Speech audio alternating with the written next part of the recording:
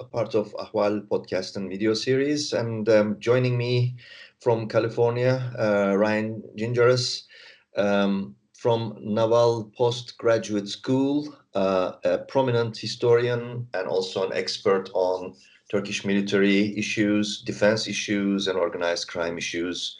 And I am glad to talk to you, Ryan, because the latest developments are exactly in your domain to comment about.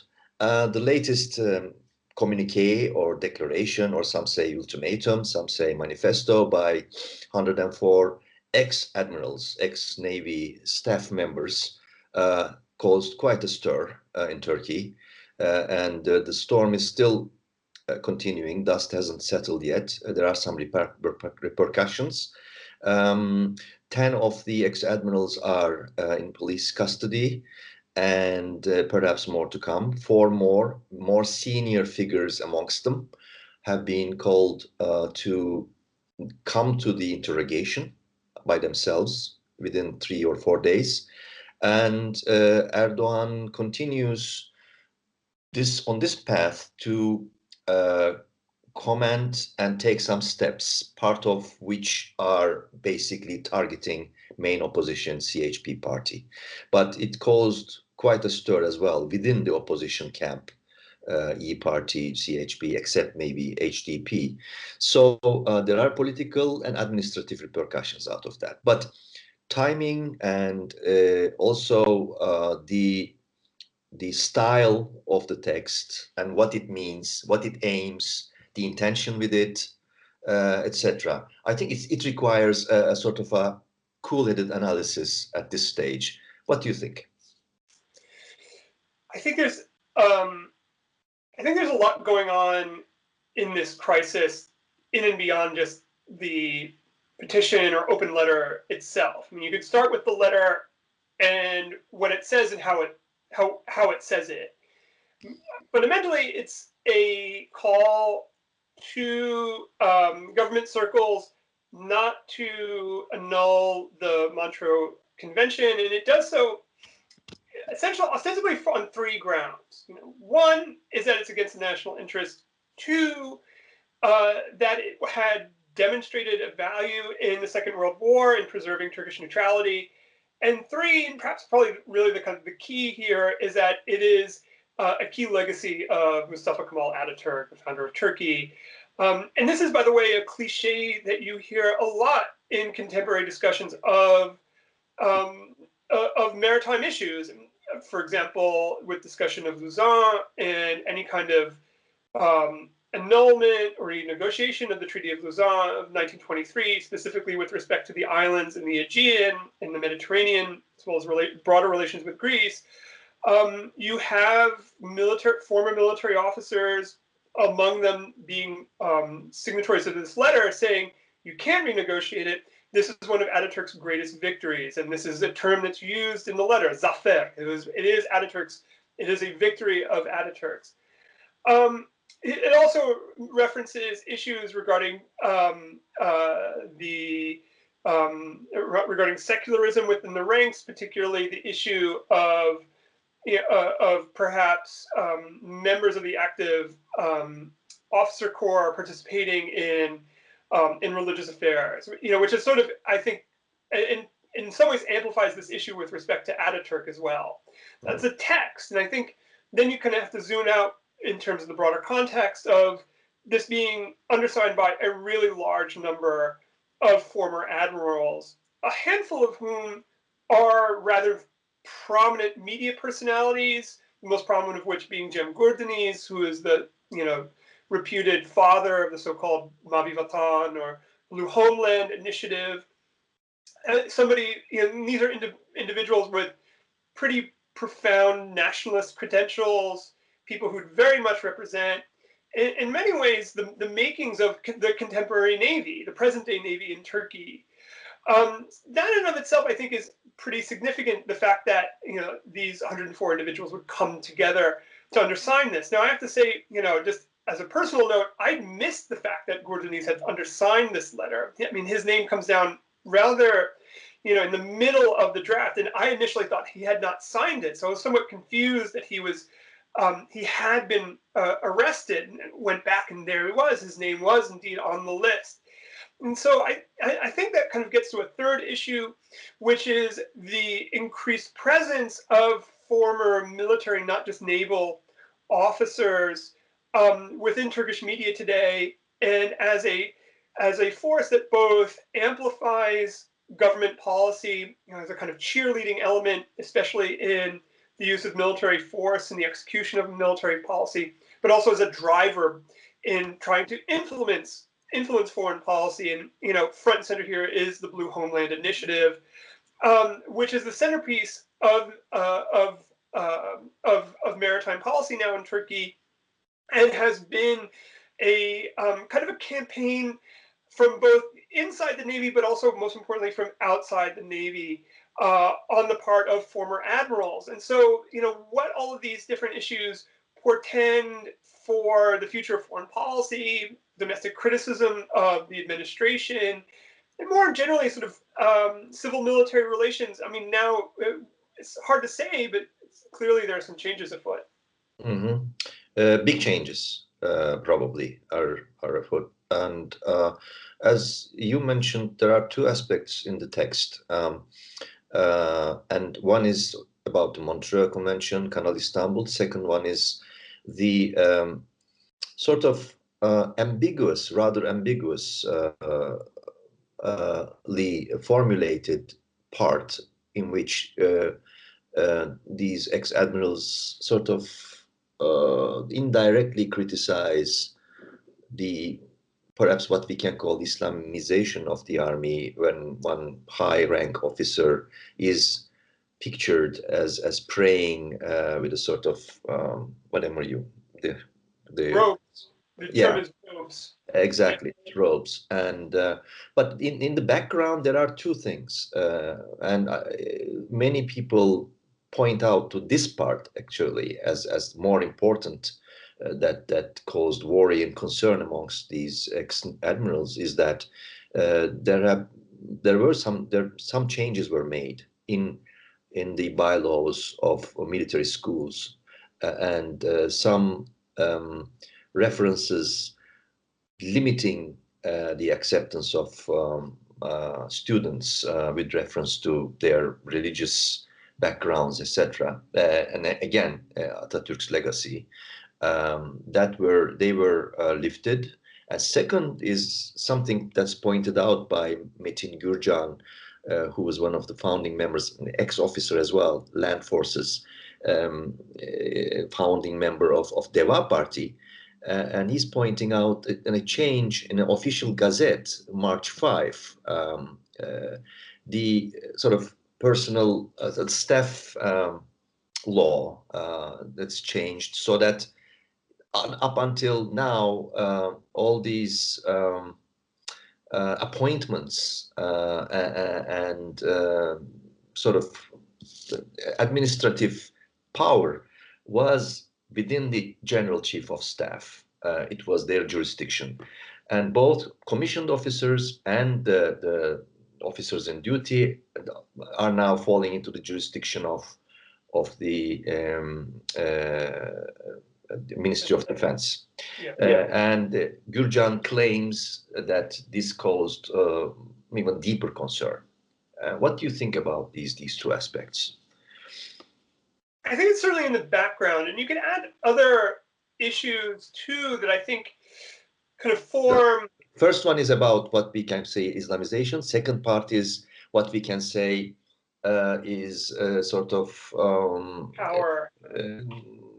Redesign of the armed forces, more and more in subordination to the ruling AKP.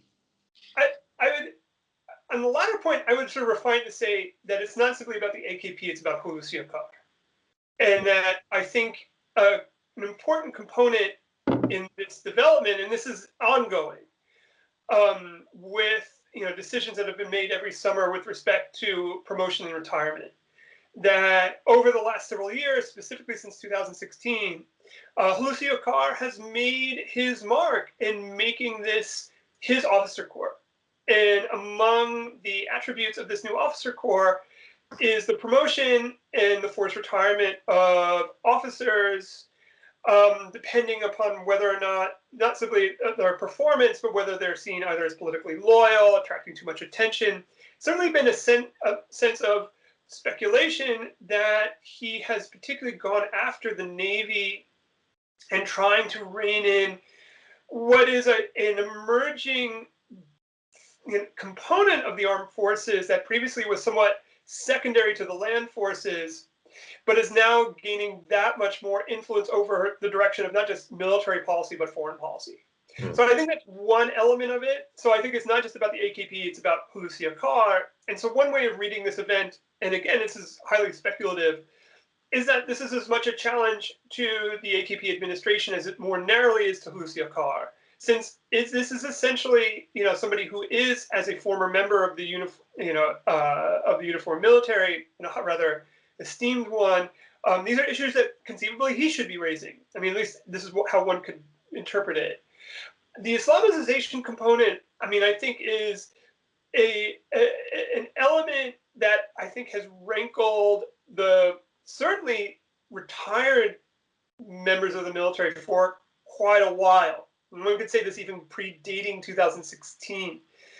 And there have been sort of signs within, among this. And if you, spend any time sort of following former admirals on Twitter, if you watch them on TV, these are issues that do come up. For example, I believe it was the issue of, placing masjids at the naval, at military academies, or the appointment of imams. Issues even as subtle as I forget exactly what the context was, but the removing of references to Turkey or to Turks in creeds, that are kind of commonplace within, within school. The implication being that this is a move away from the kind of ethno-Turkish nationalism of Ataturk, more towards the Islamic nationalism or Muslim nationalism that is more favored by the AKP. So I think, these are all things that are certainly in the background that I play a part of this, of what led to this point. What do these aspects mean in terms of we know that the Turkish armed forces is subjected to massive changes, particularly since the attempted coup in the past 4.5 years. And what does it mean for the Turkish armed forces in terms of, in the context of NATO? It's part of the NATO. It's a big component of NATO defense mechanism. And its officer corps, of course, meaning part of the decision-making processes and cooperation, etc., etc. What do you think? What does it mean? I can only speak for myself. I don't have any personal insight into it, but my sense is, in reading the statements made by senior NATO leaders, and certainly the initiative of the Turkish armed forces publicly, is that these are issues that are kept somewhat insulated from Turkey's overall participation in NATO, and that Turkish officers certainly have a presence in Brussels. They participate in NATO exercises, both collectively and also on a bilateral basis.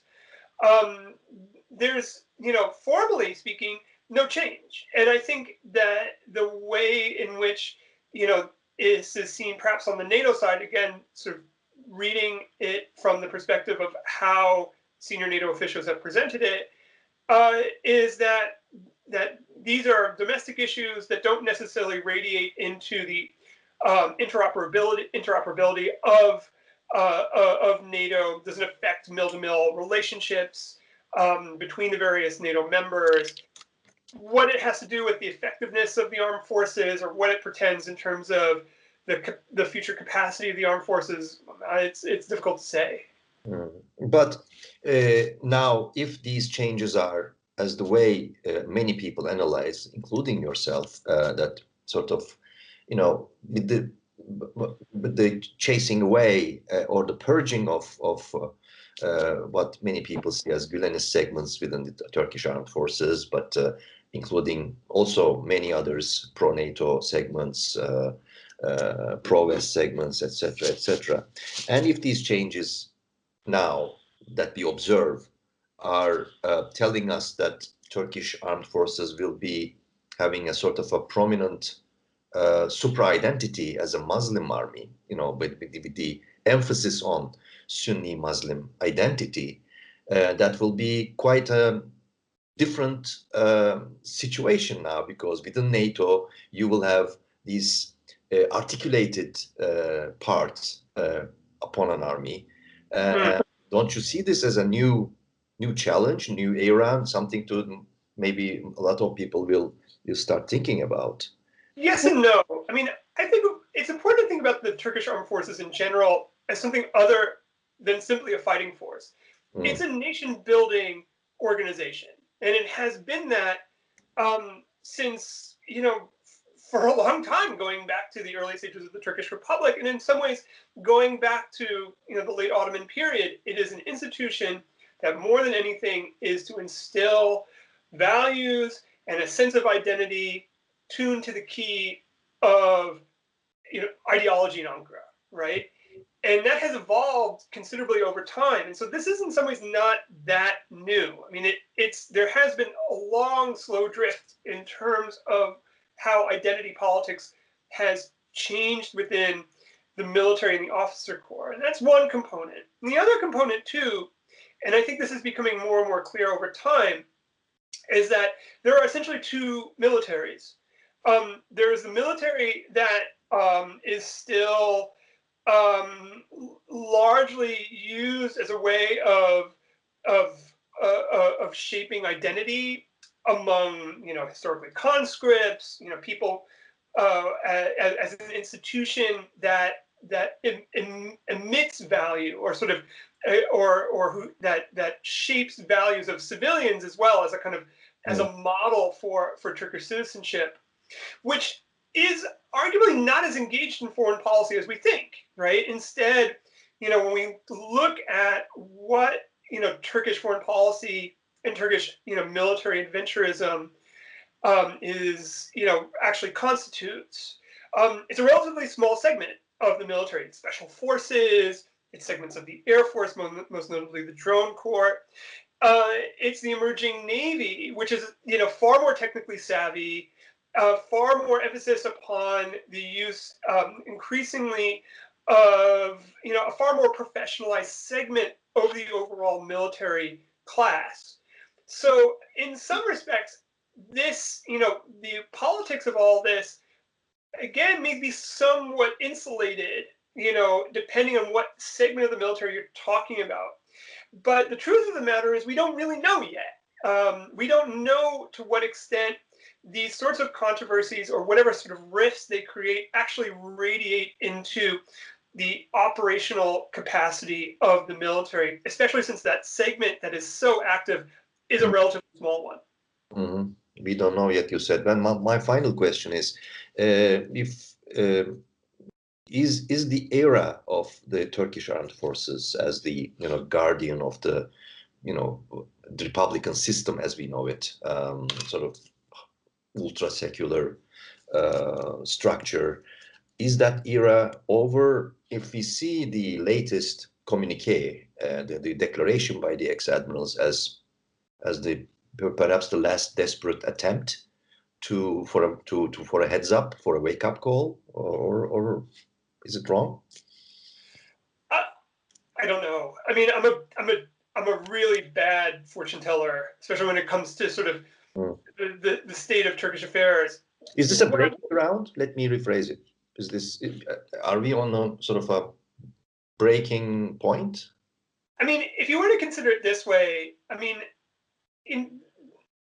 more than a decade ago, a decade and a half ago, there were lots of people who said the Turkish military has been gelded, it's been returned to its barracks, it's not going to play a political role anymore. And there was a sort of a similar sentiment that that was left after 2016, when there were really clear questions over the political loyalties of the military. And obviously a lot has changed since then. And up until this last weekend, I would have thought that actually we're seeing a far more politically active officer corps than we would have previously imagined 5 years ago or 10 years ago. Mm. Does this change the script yet again? It could, but I would point to this one specific data point. It's relatively early, is that it's clear that this is a challenge for officers who have political interests or who have certain, let's say, policy ambitions,